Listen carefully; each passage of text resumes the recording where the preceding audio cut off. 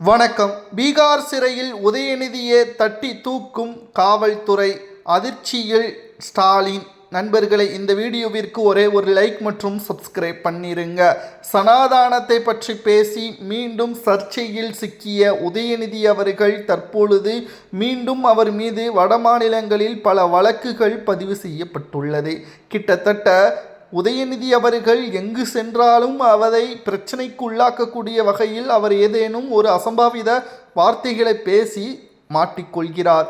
மேலும் தினம்தோறும் அவர் ட்ரெண்டிங்கில் இருக்க வேண்டும் என்பதற்காகவே, அவரது பேச்சை, அவரது பெயரை உச்சரிக்க வேண்டும் என்பதற்காகவே செய்தி ஊடகங்களிடம் தற்பொழுது தேவையில்லாத வார்த்தைகளை பேசி வசமாக சிக்கிக் கொண்டுள்ளார்.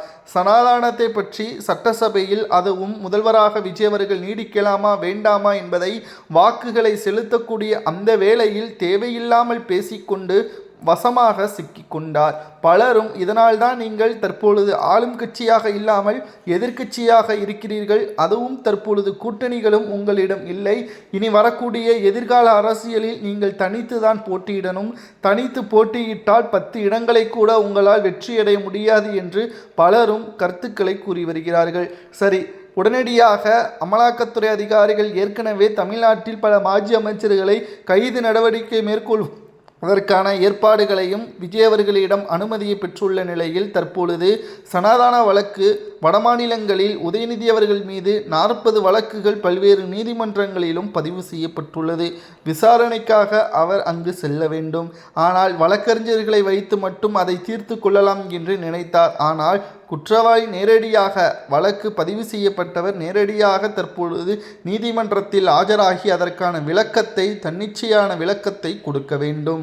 இதனால் தற்பொழுது சென்னையிலிருந்து பீகாருக்கு செல்ல வேண்டும். அப்படி அவர் செல்லவில்லை என்றால் அவரை தற்பொழுது ஒட்டுமொத்தமாக நீதிமன்றம் அவரை ஒட்டுமொத்தமாக எங்கு இருக்கிறாரோ அங்கே அவரை கைது செய்யலாம் என்று நீதிபதி உத்தரவுகளை பிறப்பிக்கலாம் என்றும், இதனால் ஒட்டுமொத்தமாக திராவிட முன்னேற்ற கழகம் ஏற்கனவே தோல்வியால் நலிவடைந்து இருக்கக்கூடிய திமுக உதயநிதி அவர்களது தேவையில்லாத பேச்சால் மீண்டும் ஒரு தலைவலியில் சிக்கக்கூடிய நிகழ்வாகவும் உருவாகியுள்ளது. திராவிட முன்னேற்ற கழகத்திற்கு நிச்சயமாக இது தேவைதான். ஒரு குறிப்பிட்ட சமுதாயத்தையும் மதத்தையும் ஒட்டுமொத்தமாக புறக்கணிப்பது எந்த விதத்தில் நியாயம்? அவர்களது குடும்பத்தில் கோவிலுக்கு செல்வார்கள், சிறப்பு பூஜைகளை செல்வார்கள், அதை தட்டி கேட்க மாட்டார்கள். ஆனால் மக்கள் யாரேனும் அதை செய்தால் அதை உடனடியாக தட்டி கேட்பார்கள். அதாவது ஒரு பழமொழி ஒன்று உண்டு, ஊருக்கு தான் உபதேசம் தனக்கு இல்லை என்ற பழமொழிக்கேற்பதான் தற்பொழுது கோபாலபுர குடும்பத்தினர்கள் செயல்படுகிறார்கள். தற்பொழுது செந்தில் பாலாஜி அவர்கள் எப்போ வேண்டுமானாலும் கைது செய்வார்கள் என்று நாம் ஏற்கனவே கூறியிருந்தோம். அந்த அதிர்ச்சியிலிருந்து மீள முடியாமல் இருந்த திமுகவினர்கள் தற்பொழுது சனாதான பிரச்சனையை வைத்து வடமாநிலங்களில் பீகாரில் தற்பொழுது 40 வழக்குகள் ஒவ்வொரு நீதிமன்றத்திலும் பதிவு செய்யப்பட்டுள்ளது.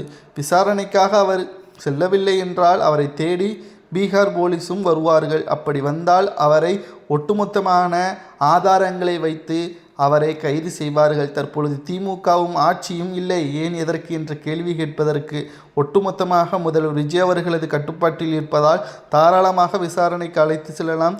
தவறுக்கு ஒருபோதும் நாங்கள் துணையாக இருக்க மாட்டோம். தவறு என்றால் உடனடியாக அதற்கு நாங்கள் ஒத்துழைப்பை நாங்கள் கொடுக்க மாட்டோம், உங்களுக்கு சாதகமாகத்தான் நாங்கள் செயல்படுவோம் என்று காவல்துறைக்கும் விஜய் அவர்கள் தெரிவிப்பார். தற்பொழுது சனாதானத்தை பற்றி தேவையில்லாமல் மாட்டிக்கொண்டு விட்டோமோ என்ற அச்சத்தில் துபாய்க்கு மீண்டும் சுற்றுப்பயணம் செல்லலாம் என்று கூறி வருகிறார். நீங்கள் துபாய்க்கு சென்றாலும் லண்டனுக்கு சென்றாலும் திரும்பி வரும்பொழுது விசாரணைக்காக நீங்கள் வருவீர்கள், இல்லை என்றால் நிச்சயமாக அதற்கான தண்டனைகளும் உங்களுக்கு கிடைக்கும் என்றும் தற்பொழுது அரசியல் வட்டாரத்தில் தெரியப்படுகிறது. சனாதானத்தை பற்றி பேசினால் இவர்கள் புகழ் அடையலாம், அதை வைத்து மற்ற சமுதாயத்திடம் இருந்து நற்பெயரை பெறலாம் என்று நினைக்கிறார்கள். ஒரு சமுதாயத்தை இழிவுபடுத்தி ஒரு சமுதாயத்தை உயர்த்தி பேசுவது இங்கு முறையல்ல. அவர்களது சமுதாயத்திற்கு அவர்களுக்கு உண்மையாகவும் விசுவாசமாகவும் இருந்தால் போதுமானது. மற்ற சமுதாயத்தை பற்றி தேவையில்லாமல் மூக்கை நுழைப்பது தவறானது என்பதை தான் நாம் இங்கு கூறுகிறோம். ஆனால் உதயநிதி அவர்கள் ஏன் இவ்வாறு செய்கிறார் என்றால், தற்பொழுது ஒட்டுமொத்த தமிழ்நாடு மீடியாக்கள் அனைத்தும் விஜய் அவர்கள் என்ற ஒற்றை வார்த்தையை தான் 24 மணி நேரமும் ஒலித்து கொண்டிருக்கிறது.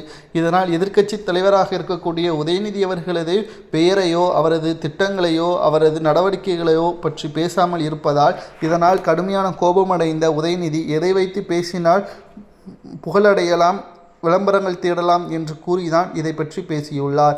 ஆனால் இதை பற்றி பேசியும் அவருக்கு அது அவமானம்தான், தோல்விதான் என்று அவருக்கு தெரியவில்லை. நிச்சயம் பீகார் சிறையில் உதயநிதி அவர்கள் சனாதன பிரச்சனையில் உண்மையான குற்றவாளி இவர்தான் என்று கூறினால் என்ன செய்யலாம்? எத்தனை ஆண்டுகள் சிறை தண்டனை கொடுக்கலாம், அல்லது அவரை வார்னிங் கொடுத்து வீட்டிற்கு அனுப்பிவிடலாமா என்பதை மக்களாகிய நீங்கள் தான் கமெண்ட் வாயிலாக கூற வேண்டும். அடுத்த செய்தி, திராவிட முன்னேற்றக் கழகத்தின் கூட்டணிகள் தற்பொழுது ஒவ்வொன்றாக விஜய் அவர்களிடம் சென்றுவிட்டது. நேற்று நடைபெற்ற ரகசிய திமுகவின் ஆலோசனை கூட்டத்தில் கனிமொழி அவர்கள் இனி கூட்டணி இல்லாமல் 234 தொகுதிகளிலும் வேலை செய்வதற்கு ஒற்றுமையாக நாம் செயல்பட்டால் மட்டும்தான் நம்முடைய பலம் என்னவென்று தெரியும் என்று கனிமொழி அவர்கள் கூறியுள்ளார். ஆனால் ஸ்டாலின் அவர்களுக்கு நன்றாகவே தெரியும், திமுகவில் பல அணிகள் மாவட்ட செயலாளர்களுக்கு பின்னால் 3, 4 என்று தனி அணிகளாக ஒவ்வொரு தொகுதிகளிலும் மாவட்டங்களிலும் திமுகவினர்களை செயல்படுகிறார்கள். இதனால்தான் திமுக கூட்டணி இல்லாமல் போட்டியிட்டதே சரித்திரமே கிடையாது. வயதுக்கு மூத்தவர்கள்தான் இங்கு அதிகம் தலைமை பொறுப்பில். இதனால் இளைஞர்களை அவர்கள் நேரடியாக அணுகுவதிலும் சிக்கல் ஏற்பட்டுள்ளது. முதலில் வயது மூப்பாக இருக்கக்கூடிய அனைத்து தலைவர்களையும் ஓரம் கட்ட வேண்டும். அவர்களுக்கு வேறு பதவிகளையும் ஆலோசகர்களாகவும் வைத்து கொள்ள வேண்டும். மாவட்ட செயலாளர்கள் பதவியில் வயது மூப்பாக இருக்கக்கூடியவர்களை அனைவரையும் நீக்கிவிட்டு புதியவர்களுக்கு வாய்ப்புகளை வழங்க வேண்டும் என்றும் தற்பொழுது கனிமொழி அவர்கள் கூறியுள்ளார். ஆனால் இதில் பிரச்சனைகள் அதிகமாகவே இருக்கிறது. எப்படி பார்த்தாலும் இனி திமுக மீண்டு வருவது கடினம். ஏனென்றால் முஸ்லீம் லீக், விசிக, காங்கிரஸ், கம்யூனிஸ்ட் போன்ற கட்சிகள் தற்பொழுது விஜய் அவர்களது பக்கம் சென்றுவிட்டது.